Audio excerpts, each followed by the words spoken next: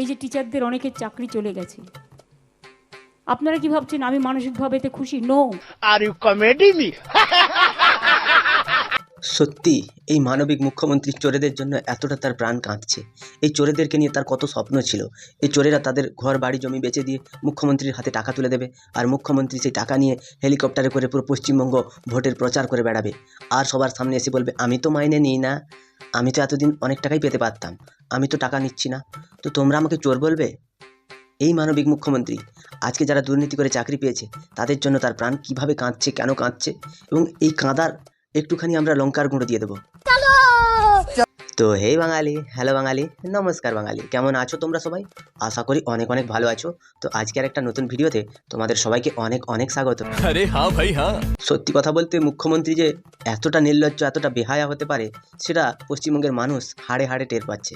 আমাদের মুখ্যমন্ত্রী যখন 2011 সালে এসেছিলেন, তিনি প্রথমে সিপিএমের অত্যাচার এবং দুর্নীতির বিরুদ্ধে রুখে দাঁড়িয়েছিলেন। পশ্চিমবঙ্গে আমাদের মুখ্যমন্ত্রী সিঙ্গুর বলো, নন্দীগ্রাম বলো, এই দুই জায়গায় সিপিএম সরকারের যে বেআইনি কার্যকলাপ সেগুলোর বিরুদ্ধে সোচ্চার হয়েছিলেন। আপনারা কি ভাবছেন আমি মানসিকভাবে এতে খুশি? নো। আপনার অন্তর তো অনেক কাঁদবে। তার কারণ হচ্ছে আজকে যে এই যে সদ্য চাকরি হারা যারা টেন্টেড, মুখ্যমন্ত্রী তো একটু অশিক্ষিত, প্রতিবারে তার প্রমাণ পাওয়া যায়। তিনি বলছেন আনটেন্টেড। এবার টেন্টেডদের কথায় আসি, তো টেন্টেডরা কী করবে? তারা পরীক্ষা দেবে, তারা আবার গ্রুপ সিতে চাকরি করবে। মুখ্যমন্ত্রী তাদের জন্য পাকাপাকি একটা চাকরির ব্যবস্থা করে দিলেন। কিন্তু এখানটায় যারা যোগ্য শিক্ষক আছেন, তারা 10 বছর আগে যেটা পড়েছিলেন সেটা তো তাদের এখন মনে থাকবে না। তো সেই জন্য মুখ্যমন্ত্রীর কাছে একটাই প্রশ্ন, যারা পরীক্ষা দিয়ে যোগ্য শিক্ষকেরা ফেল করবেন তাদের জন্য আপনি কী ভেবে রেখেছেন? সেটা আমাদেরকে একটু বুঝিয়ে বললে ভালো হয়। এদের জন্য যদি আপনার প্রাণটা একটু কাঁদতো, যদি আপনি সৎ হতেন, যদি আপনি মহৎ কাজ করতেন, তাহলে এদের জন্যও নিশ্চয়ই আপনার প্রাণটা কাঁদতো। এরকম হাড়বজ্জাতি ঢ্যামনা পৃথিবীতে একটাও নেই। शर्म करो, भगवान से डरो। তাদের জন্য অলরেডি আমরা প্রসেস শুরু করে দিয়েছি এবং তাদের বয়স কনসিডার করা হয়েছে, যেহেতু তারা 10 বছর 12 বছর কেউ চাকরি করেছে। মানে এটাকে তিনি এমনভাবে বলছেন যে যেন তিনি সবার উপরে দয়া করছেন। এই দয়াময়ী মুখ্যমন্ত্রী প্রতি পদে পদে আর তৃণমূলের ছত্রে ছত্রে দুর্নীতি জড়িয়ে আছে, এবং এই দুর্নীতিকে সাপোর্ট করে কে? মুখ্যমন্ত্রী মমতা ব্যানার্জি। তা না হলে আজকে এই নিয়মটা করতে, যারা অযোগ্য, যারা ঘুষ দিয়ে চাকরি পেয়েছে, তারা যাতে আর ভবিষ্যতে কোনো দিন কোনো পরীক্ষায় বসতে না পারে, তারা যাতে ভবিষ্যতে সরকারের কোনো ক্ষতি করতে না পারে, তারা যাতে ভবিষ্যতে কোনো স্কুলেই যেতে না পারে, এবং পশ্চিমবঙ্গের সাধারণ মানুষের এবং সাধারণ যুবদের কোনো ক্ষতি করতে না পারে, তার জন্য তাদেরকে কোনো পরীক্ষায় বসতে দেওয়া উচিত না। আর যারা যারা চুরি করেছে তাদের সব পেছনে গরম রড দিয়ে হালকা করে ছেঁকা দেওয়া উচিত। এই মুখ্যমন্ত্রী এগুলো না করে তিনি এখন চুরিটাকে কীভাবে ঢাকা দেওয়া যায়, কীভাবে ধামাচাপা দেওয়া যায় এই যে বিক্ষোভগুলোকে, তিনি সেটাই খুঁজে বেড়াচ্ছেন। তার আর অন্য কোনো কাজ নেই। मादारेर बाच्चा। কারণ কোর্টের অর্ডার অনুযায়ী এখানে আমাদের হাত পা বাঁধা। কে বলেছে তোমার হাত পা বাঁধা? তুমি হচ্ছে ওড়নচণ্ডী। তোমাকে আজকে এখানটায় পুঁতে দিলে তুমি কালকে পশ্চিমবঙ্গের অন্য প্রান্তে বেরাবে। তুমি এমন একজন মহিলা যিনি বলছেন দয়া করে তাদের বয়স বাড়িয়েছেন। আরে তোমার দলের লোকেরা চুরি করেছে, তোমার দলের লোকেরা ডাকাতি করেছে, তোমার দলের লোকেরা সরকারকে চিট করেছে, ছাত্র যুবদের সাথে চিট করেছে। তুমি সেগুলো না বলে তুমি বলছো তাদের বয়সটা দয়া করে তুমি বাড়িয়ে দিয়েছো, আর তোমার হাত পা বাঁধা। যদি তোমার হাত পা বাঁধা, তাহলে তুমি প্রতিনিয়ত এই যে শিক্ষকরা, যারা যোগ্য শিক্ষক, তাদেরকে নিয়ে এরকম ছেলে খেলা করতে না, তাদের বুকে লাঠি মারতে না, তাদের পেটে লাথি মারতে না পুলিশকে দিয়ে, তাদেরকে আজকে তাদের আন্দোলনকে দমানোর জন্য তুমি এত তৎপর হয়ে উঠতে না। তুমি মুখ্যমন্ত্রী, তুমি মানবিক, এই তোমার মানবিকতা, এগুলো হচ্ছে ছোট লোকিতা, এটাই হচ্ছে তোমার রক্তে মিশে আছে। কিন্তু আমরা যেটা করতে পারি, রইল গ্রুপ সি গ্রুপ ডি অশিক্ষক কর্মচারীবৃন্দ, তাদের জন্য কোর্ট বলেছিল অন্যান্য জায়গায় তারা করতে পারে, সেটাও আমরা নোটিফিকেশন করে দিয়েছি। গ্রুপ সি আর গ্রুপ ডি কর্মীর জন্য সরকার অলরেডি নোটিফিকেশন বার করে দিয়েছে। সমশ্রী পোর্টালে নাম লেখাও, তাদের জন্য নতুন জব কার্ড দেওয়া হবে। তারা পশ্চিমবঙ্গের মাঠে ঘাটে কাটতে যাবে, এবং তারা গিয়ে বলবে মাঠে ঘাটে বেলা কাটে সকাল হতে সন্ধে, দিদি আমাদের টাকা ঝেড়ে দিল সকাল হতে সন্ধে। আমাদের এই দিদি, ইনি ঝাড়ায় এতটাই এক্সপার্ট যে আজকে গ্রুপ সি গ্রুপ ডি কর্মী, মানে যারা তোমাদের ক্লার্কের কাজ করে, যারা ঘন্টি বাজায়, যারা পরিবেশ পরিচ্ছন্ন রাখে, তাদের থেকেও টাকা খেয়েছে। এইটাও সম্ভব? চেয়ারের লোভে তিনি কিভাবে পশ্চিমবঙ্গের বাদবাকি মানুষদের এত ক্ষতি করতে পারেন সেটা ইনাকে দেখে বোঝা যায় না। যতই হোক, মেয়ে বলে আমাদের একটা আলাদা ওনার প্রতি সম্মান ছিল, এক সময় ছিল না বলছি না, কিন্তু ইনি পরে যেতে যেতে তিনি তার আসল রূপটা দেখাচ্ছেন। আচ্ছা চিজ মারি তুমি। আর রইল পড়ে আমার হাতে আরও কিছু, যারা বেচারা টিচারিতে কাজ করেও আজকে অযোগ্য প্রমাণিত হয়েছে। মানে আজকে ইনি সুপ্রিম কোর্টের অর্ডারটাকেও মানে বেচারা বলছে, ই কোন লেভেলের মেন্টাল, এরা কি মানুষ না এরা ছোট লোকের সব, এদের রক্তে ছোট লোকই মিশে আছে। আজকে যারা ছাত্র যুবদের সর্বনাশ করতে চেয়েছে, তাদের ভবিষ্যৎ নিয়ে খেলতে চাইছে, তাদেরকে বেচারা বলছে। কালকে কেউ মার্ডার করবে তৃণমূলের নেতারা, তাকে বলবে বেচারাকে ফাঁসিয়ে দিয়েছে। তাহলে এতদিন ধরে যে এত বিচার প্রক্রিয়া চললো, এতদিন ধরে যে কপিল সিব্বলের মতো এত ঝাঁঝালো মাপের উকিলকে নিয়ে পশ্চিমবঙ্গের মুখ্যমন্ত্রী সুপ্রিম কোর্টে লড়ালো, সেগুলো কি তাহলে এমনি এমনি?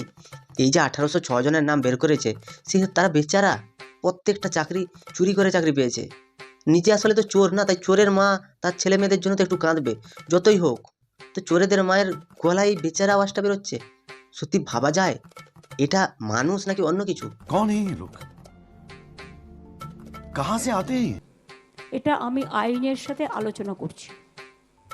আইনত আলোচনা করে, হয়তো টিচার তারা হতে পারবেন না কোর্টের নির্দেশ অনুযায়ী, কোর্টের নির্দেশ অনুযায়ী ওরা ঝাড়ুদার হতে পারবে না, কিন্তু তোমাদের যে চিটিংবাজি, তোমাদের যে বাটপাড়ি, সে দিয়ে ওনারা অনেক কিছু হতে পারেন। ওনারা চিফ সেক্রেটারিও হয়ে যেতে পারেন, বা মুখ্যমন্ত্রীর দলের কোনো নেতা মন্ত্রী হয়ে যেতে পারে। কারণ যে চুরি করে, যে ডাকাতি করে, সে তৃণমূলের বড় মাপের নেতা হয়ে যায়। নাহলে শওকত মোল্লার মতো একটা লোক আজকে বিধায়ক হয়েছে, যাকে মুখ্যমন্ত্রী প্রশাসনিক সবাই বলছে তোমার এলাকায় বোম পড়ে। মানে কোন ধরনের, কোন লেভেলের এগুলো মেন্টাল মানুষ আজকে পশ্চিমবঙ্গটাকে চালাচ্ছে? এরা বাংলার সংস্কৃতি নিয়ে কথা বলে, এরা বাংলা ভাষা নিয়ে আন্দোলন করছে। নিজেরা তো ছোটলোকি করে আজকে চাকরি দিয়েছে এতজনকে, 1806 জনের নাম বেরিয়েছে। পশ্চিমবঙ্গে 20% মানুষ তার যোগ্যতায় চাকরি পেয়েছে, বাকি 80% এই তৃণমূলের নেতামন্ত্রীরা, মুখ্যমন্ত্রী তার ভাইপো মিলে টাকা খেয়েছে।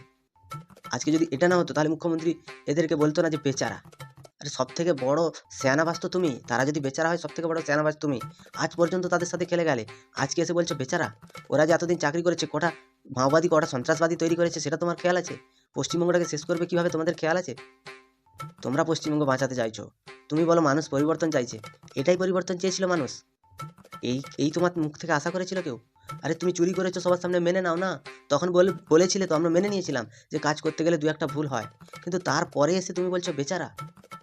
এগুলো মনুষ্যত্ব না, এগুলো জানোয়ারের প্রতিফলন। इसकी माँ का भोला चेहरा। কিন্তু তারা যাতে গ্রুপ সিতে পায় বা সেই রকম পর্যায়ে সেটা দিতে পারি কি না আমরা, সেটা আইন যা বলবে, আইনের সাথে কনসাল্ট করে খুব শীঘ্রই আমরা এটা জানাবো। পশ্চিমবঙ্গে আইন বলে কিছুই নেই, পশ্চিমবঙ্গে আইনের কেউ ধার ধারে না। পশ্চিমবঙ্গে মুখ্যমন্ত্রী যেটা বলবে সেটাই হচ্ছে সত্য কথা, এবং মুখ্যমন্ত্রী দিনকে যদি রাত বলে এবং রাতকে দিন বলে, সেটাই আইনে পরিণত হয়।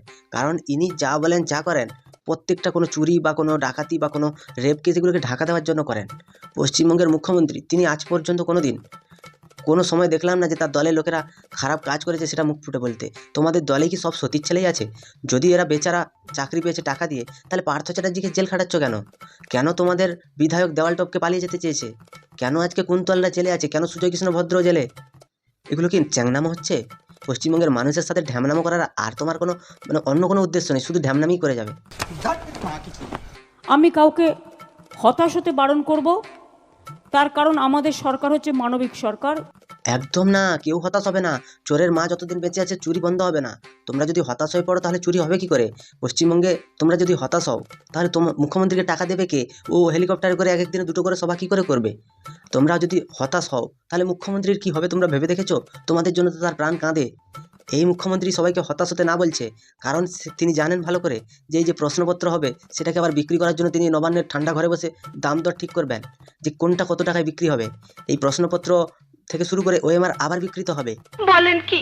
পুরো পশ্চিমবঙ্গবাসীর তরফ থেকে পশ্চিমবঙ্গের মুখ্যমন্ত্রীকে ধিক্কার জানাই। সুপ্রিম কোর্টকে আমরা অনুরোধ জানাবো যে আপনি আপনাদের একটা বেঞ্চ গঠন করুন এবং সেই বেঞ্চ থেকে এই পরীক্ষাগুলোকে আপনারা কন্ট্রোল করুন। না হলে পশ্চিমবঙ্গের ছাত্র যুবদের পুরো তাদের ভবিষ্যৎ নিয়ে ছিনিমিনি খেলছে এই সরকার। এরা এতটা কদর্য, এদের মানসিকতাটা পুরো বিকৃত মানসিকতা। এরা মানুষের বাচ্চা নয়। এবং আমাদের দৃষ্টিভঙ্গি অলওয়েজ, আমরা পলিটিক্যালি দেখি না, আমরা মানবিকভাবে দেখি। হ্যাঁ, এইনারা পলিটিক্যালি দৃষ্টিভঙ্গি দেখেন না, তাহলে কোন ক্যালি দেখো তোমরা? অভয়ার মা যখন রাস্তায় বাড়ি খেয়েছিল মাথায়, তখন তোমাদের হসপিটালে বেড ছিল না, কিন্তু সুজয় কৃষ্ণ ভদ্রের মতো একটা চামার ছোট লোক, বর্বর চুয়াচ্চর লোক, যাকে আজকে জেলে আছে যে মানুষটা, তার জন্য এসএসকেমে বেড কী করে বেরিয়ে যায় তোমাদের? তোমরা পলিটিক্যালি দেখো না, তাই না? পশ্চিমবঙ্গের যত নেতা মন্ত্রী যারা অসুস্থ হয়, তাদের জন্য এসএসকেমে কী করে বেড ফাঁকা থাকে, আর সাধারণ মানুষ তো এসএসকেমে কখনো জায়গা পায় না। এগুলো পলিটিক্স নয়, এগুলো সাধারণ মানুষের জন্যই কাজ করছে। এগুলো হচ্ছে ঢ্যামনামি, এগুলো মানুষের পরিচয় নয় দিদি। তোমাকে যা দেখে মানুষ এনেছিল, তুমি তো তার 100 গুণ উপরে। আজকে আমি টিচারদের, আমি আমার অন্তরের অন্তঃস্থল থেকে, আমার হৃদয়ের হৃদ ভাণ্ডার থেকে অনেক শুভকামনা, অনেক শুভনন্দন জানাচ্ছি। হ্যাঁ, শুভনন্দন তো জানাবে, তার কারণ হচ্ছে পশ্চিমবঙ্গের টিচারদের তো আবার টাকা ম্যানেজ করতে হবে। কারণ এই প্রশ্নপত্র কেনা থেকে শুরু করে ওএমআর বিকৃত করার জন্য আবার তো টাকা তাদেরকে জোগাড় করে এখানটা আনতে হবে। 9 মাস ধরে যে তারা মাইনে পায়নি, তাদের সংসার কীভাবে চলছে, ওই তাদের স্ত্রীদেরকে 1000 টাকা লক্ষ্মী ভাণ্ডার দিলে তাদের সংসার চলে যাচ্ছে, বা তাদেরকে কী করে স্বমহিমায় স্কুলে ফেরানো যায় সেটা নিয়ে মুখ্যমন্ত্রী কীভাবে দেখছেন সেটা তো আমাদের জানা নেই। আজকে সিবিআই লিস্ট ধরে মধ্যশিক্ষা পর্ষদ তারা যারা অযোগ্য শিক্ষক তাদের লিস্ট প্রকাশ করছে, এসএসসির কাছে কোনো লিস্ট নেই। তো পশ্চিমবঙ্গের মুখ্যমন্ত্রী সবসময় কোনো সভায় গেলে একটা করে কাগজ নিয়ে যান, প্রত্যেকটা কাজ 90% হয়ে গেছে, 10% বাকি আছে। আমরা এখান থেকে ওখান পর্যন্ত রাস্তা করে দিয়েছি, এখানে নলকূপ লাগিয়ে দিয়েছি, সেখানে লাইট লাগিয়ে দিয়েছি, এ তো বলতে থাকে। আজকে পশ্চিমবঙ্গের মুখ্যমন্ত্রীর কাছে এই লিস্টটা নেই, এটা কি অবাক করার বিষয় নয়? পশ্চিমবঙ্গে মধ্যশিক্ষা পর্ষদের তাদের কাছে নাকি তাদের টিচারদের লিস্ট নেই, কারা কারা যোগ্য কারা অযোগ্য। সিবিআই ধরে তাদেরকে লিস্ট দিচ্ছে, এবার তারা নাম বার করছে। এই মুখ্যমন্ত্রীর তো জলে ডুবে মরে যাওয়া উচিত, এনার বেঁচে থাকার কোনো অধিকার নেই। এগুলো এতটা পরিমাণে নির্লজ্জ, এরা নির্লজ্জতার শেষ সীমায় পৌঁছে গেছে। এগুলো ছোটো লোকই এদের থামবে না। ইনি বলেছিলেন না যে আমার মৃত্যু যেদিন হবে সেদিনই আমার জন্ম হবে, তোমার জন্মটাই বৃথা, তো তুমি মরে যাও, তুমি বেঁচে থেকে কোনো লাভ নেই। পশ্চিমবঙ্গের মানুষের অভিশাপ নিয়ে তুমি কদিন বাঁচবে, এই অভিশাপেই তুমি মরে যাবে। তোমাদের কি মতামত তোমরা আমায় কমেন্টে জানাও। যদি ভিডিওটা ভালো লাগে তাহলে লাইক করো, কমেন্ট করো, শেয়ার করো, সাবস্ক্রাইব করো, পাশে থাকা বেল আইকনটা প্রেস করতে একদম ভুলবে না। সবাই ভালো থেকো, সুস্থ থেকো, সাবধানে থেকো, আর দেখতে থাকো বাংলার কোণে ঘর।